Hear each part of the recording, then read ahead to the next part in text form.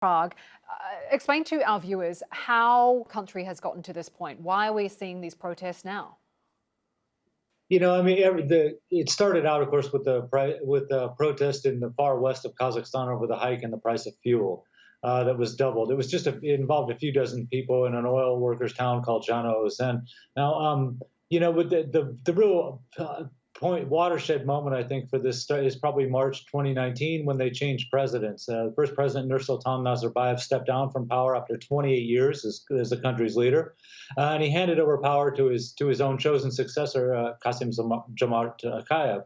At that point, I think a lot of people figured that this was going to be a moment when Kazakhstan took a turn to a different direction a little bit, that some long overdue reforms would be implemented, standard of living would start to improve more. Really none of that's happened since that. I mean, some changes, but not much. That's why it's interesting that, these protests, when they started and as they gathered steam, the demands that people were making were really the demands that we've been hearing for a couple of years now. They wanted a greater role in the political system and picking their own leaders. And this was specifically something that people pointed out. When they would send local officials to talk to the protesters, they would say, we didn't have a chance to elect you. You're not elected officials and we don't recognize you. This is not new. It's something that's been more repeated in the last few days, but it's not a new complaint at all. And as far as increase in wages because inflation is going up, of course, these things are all common demands that they've been making for a long time, which is why it's strange that they decided to do this foreign influence, because the complaints are absolutely domestic and they've been there. Well, that was my next question before we move on. Bruce Pannier, was then the spread of these protests from this one region to the rest of the country, was that a surprise at all? And what should we make of the president's response so far? Well, yes, it was. I mean, I got to admit, it was a surprise. There have been a lot of strikes and a lot of protests in Western Kazakhstan, certainly last year. So the fact that it went all the way from the west to the east and really was in every major town and city in Kazakhstan was definitely a shock how fast it went. The authorities did try to make some concessions, but this was an old tactic for them of giving something to the protesters. And as I said, some of this unrest has been simmering for a couple of years. I think it just needed, something to spark it. And that's really what we've seen in the last 4 days. I just want to ask you some of the reasons why people have been so angry in terms of the cost of living. I mean, it's interesting that these protests started, in an area which was experiencing a boom, an energy boom, and yet those same people are struggling with the rising cost of fuel. So just talk me through some of those reasons why people have been taking to the streets. Yeah, I mean, I think it's a cumulative. It's a sort of the protest accumulated over the years because for the past years and even decades, people have made countless attempts to have a peaceful dialogue with the government, and they protested for fair pay, protection of land, fair elections, better living conditions. But I think none of their demands have ever been addressed, and over the years, all the attempts were brutally suppressed, and with many participants killed or put to jail or named terrorists. And I think it's what is happening.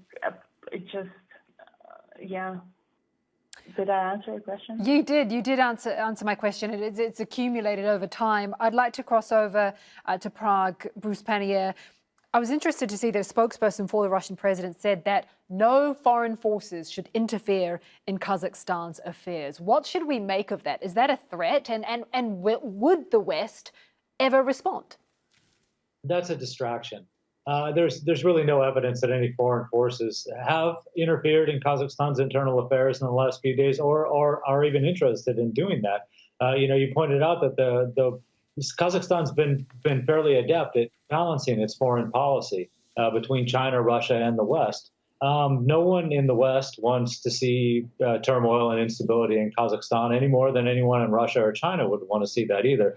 So this is just one of those vague illusions that create a boogeyman that you can point to for being responsible for what the problems are. And that's what, even in President Takayev's comments last night, all of a sudden he referred to, terrorist bands who had received foreign training, and again, there's really no evidence to suggest that anybody that's been out on the streets in Kazakhstan protesting is an agent of some foreign terrorist group or anything, so it's just one of those catchphrases that the Kremlin, and not just the Kremlin, but other countries throw out there and say, well, we don't want interference from outside. Well, that's pretty vague, and really there's nothing to show that there's any truth to that. Is there any eventuality, is there any turn of events that could happen in Kazakhstan that would draw the West in? You're saying that Kazakhstan has tried to play a diplomatic balancing game over the years. Is there anything that might draw the